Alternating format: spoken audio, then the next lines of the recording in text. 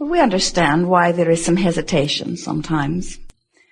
Because when your desire is new and fresh, it calls you in a different way, doesn't it?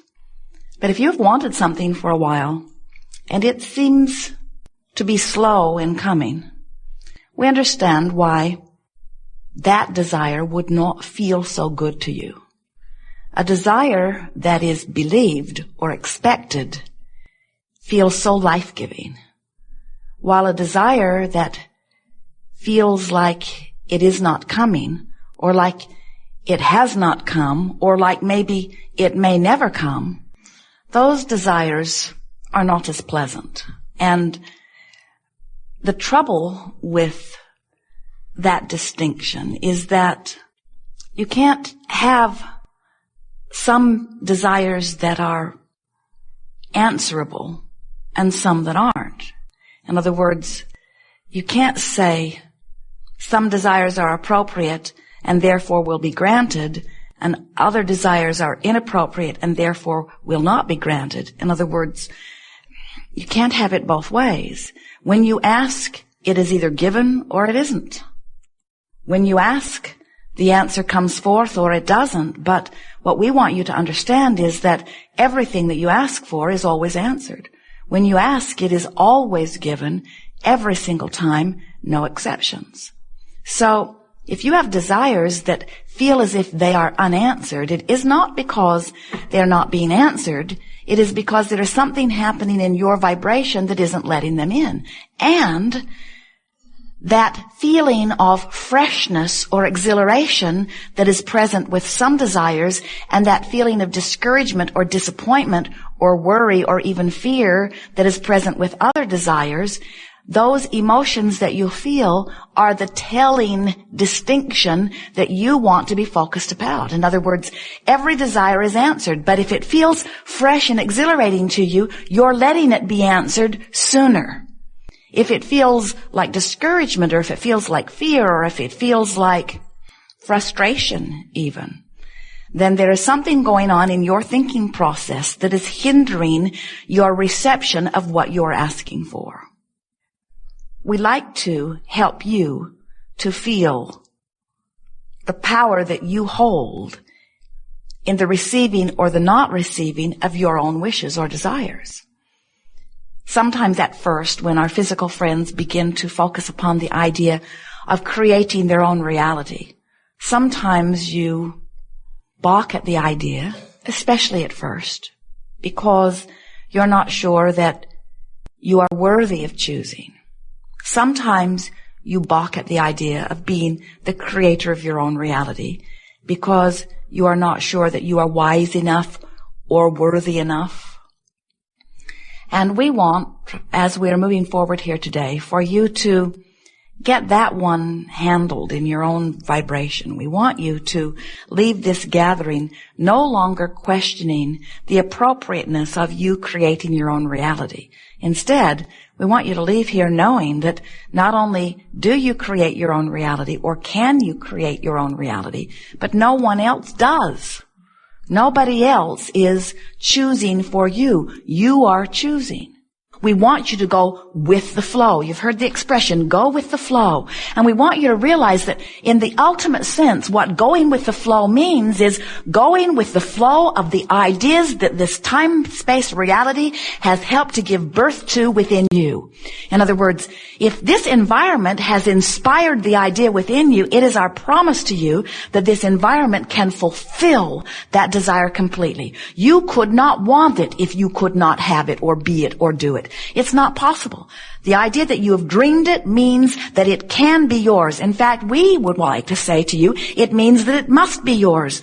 But you've got to get in sync with your own desire, which means you got to go with the flow of your desire, not against the flow of your desire. How do you know when you're in the flow of a desire?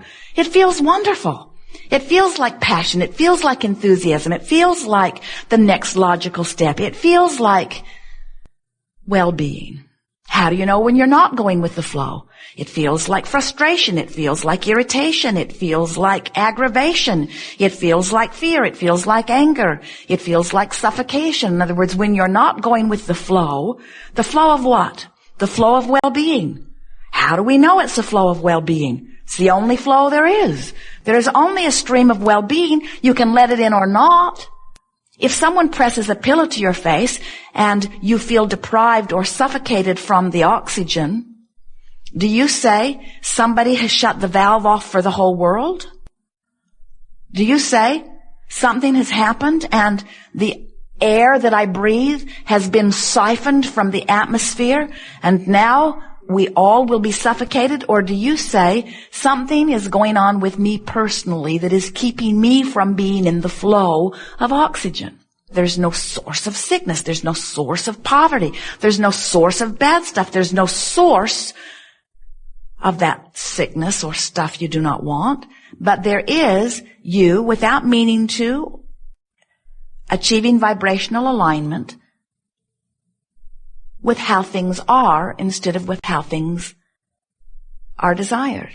In other words, if you look into some poverty-ridden region or into some shadow in your body that you call illness or into your checking account that seems to be without funds, and you pronounce, this is my current view of reality, what you're actually saying is, this is, of all the myriad of opportunity to focus that is provided for me here, this is what I'm choosing to give my undivided attention to, and therefore this is what I am choosing as my vibrational basis for now. And you can tell by the way you feel whether this choice is going with the flow of well-being or whether, for now, you've got a pillow over your face. So, we want in the hours that are before us to help you to realize that you are the creator of your own experience, which means you are the author of your vibration, which means you can control with much less awareness than you have perhaps formerly thought what your vibrational output is on every subject, which means you can control the manifestational input on every subject. In other words, you can control who you rendezvous with in traffic, who you rendezvous with in restaurants, who you rendezvous with in telephone calls. You can control the functioning of your body, the longevity of your body, the flexibility of your body, the clarity of your body. You can control the financial influx into your experience. You can control the people who will come to assist you. In other words, you, only you, are the creator of your own reality. And so we would like to help you to acknowledge, at least as a first step here today, that you want to be the creator of your own reality. Because until you acknowledge, yes, I want to do it, then everything that we will say here today will be sort of irrelevant to you. If you don't want to be the creator of your own reality, then we can't really help you here, but we encourage you to stay anyway because you are the creator of your own reality. So whether you know it or not, whether you want it to be that way or not, that is the way that it is. And it is ever so helpful to start relaxing and trusting yourself a little more and saying things such as, well, I am the creator of my own reality, and while I'm not very good yet at being the creator of my own reality, I like the idea at least that I'm the creator of my own reality, and I'm going to start paying attention to the way I feel so that I can start being more the deliberate creator of my own reality. We would like you to begin saying, it is important to me to be aware of how I feel because the way I feel is my indicator of what I'm doing vibrationally. Do you understand that? That your vibration is indicated to you through emotion. Everything around all of us, whether you are physically focused as you are or whether you are non-physically focused as we are, and really there's very little difference between the two, you are full of those like us. In other words, you cannot separate yourself from the non-physical energy and consciousness and awareness and joyousness and intelligence and willingness and helpfulness. That is us. In other words, you can't get rid of us. You can't shake us off. You can't feel bad enough that we ever go away. You can feel bad enough that you don't acknowledge that we're there. You can feel bad enough that you don't hear what we have to say. You can feel bad enough that you don't have the benefit of our presence, but you can never shake loose of your connection to source energy. It can't be done. You are flesh, blood, and bone beings, but you are more vibration than anything else. And the vibration of your being is your point of attraction. It is the signal that is always being answered. So as you make a statement and really mean it, I'm going to do my best to feel as good as I can from where I am right now. That statement is fabulous. That statement is good enough, because what you're saying is, I'm going to reach for the best feeling thought I can find. And if you reach from depression and you find a thought of anger, have you ever done that? Have you ever been so depressed or in such despair that anger actually felt like a relief to you? It always would, because the vibrational properties of anger are much more allowing of connection than the vibrational properties of despair. You know why that is? Because all of these emotions, no matter what you call them, all the way from despair to passion or joy, they are all about your sense of freedom and well-being. In other words, up here in the joy range, you feel self-empowered. There is empowerment there. Down there in the despair range, you feel powerless. Don't you find that interesting, that your emotional guidance system is based upon who you really are?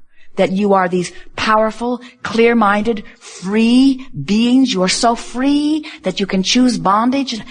You are free to choose, free to focus, free to offer vibrations, free to attract. Sometimes people will see you as you've moved naturally into anger, and they will say to you, your anger is inappropriate. And we would like you to say to them, maybe so, but I'm happy here. This is my happy zone. I cannot reach the bliss that you have reached right now. This is as good as it gets for me, and it feels so much better than where I've been that I'm going to stay here for a while. So if it's unpleasant to you, I suggest you stay clear of me for a while. Do not worry, say to them, I don't plan on staying here very long, because I have this new mantra that says I'm going to continue to reach for the best feeling thought I can find, the best feeling thought I can find, the best feeling thought I can find. So I don't anticipate that I'm going to stay here forever, but for now this is the best feeling thought I can find. I'm working on something in the area of frustration and overwhelmment, but right now this is the best feeling thought I can find. And here is the important thing about this. If you have reached for the angry thought deliberately and have found it, and you can consciously acknowledge that it feels better than where you have been, now you have regained your power, which was what the whole negative emotion thing was about to begin with. That's why once you make that first step into something where you have consciously acknowledged that you're back in control, you can move quickly up the emotional scale. But until you acknowledge that you've done it on purpose and that you have affected the change, then you feel powerless. Then it feels like karma did it to you. Then it feels like your powerful mother did it to you. Then it feels like the government did it to you, or the economy did it to you, or a past life did it to you. You are very creative in all of the ways you explain why things aren't going better. But you never feel good until you acknowledge that you have creative control. The key to this moving up the emotional scale, in fact, it's such a wonderful exercise that we call it moving up the emotional scale. The key to it is reaching for the feeling of relief. There is allowing and there is resisting. And in leaving resistance behind, you find allowing. But the physical, visceral sensation of leaving resistance behind is a feeling of relief. So every time you feel just a little bit better, you have left behind a little bit of resistance. And every time you leave just a little bit of resistance behind, you are allowing more of the things that you've been asking for. So all of those things that have been held in vibrational escrow for you, we're not kidding you. Every time you've been in a situation where contrast has caused you to offer a preference, even if you didn't know you were offering the preference, you didn't speak about it, or you didn't write it down, you didn't say, I have a goal. Every time contrast produced preference within you, it preceded you vibrationally. And non-physical energy, non-physical beings like Abraham, like your inner beings, non-physical beings focused upon the rocket that you launched and are imagining it coming to fruition for you. So there is a pre-paving energy vortex that extends out before you, and it is full of all of the things that you want.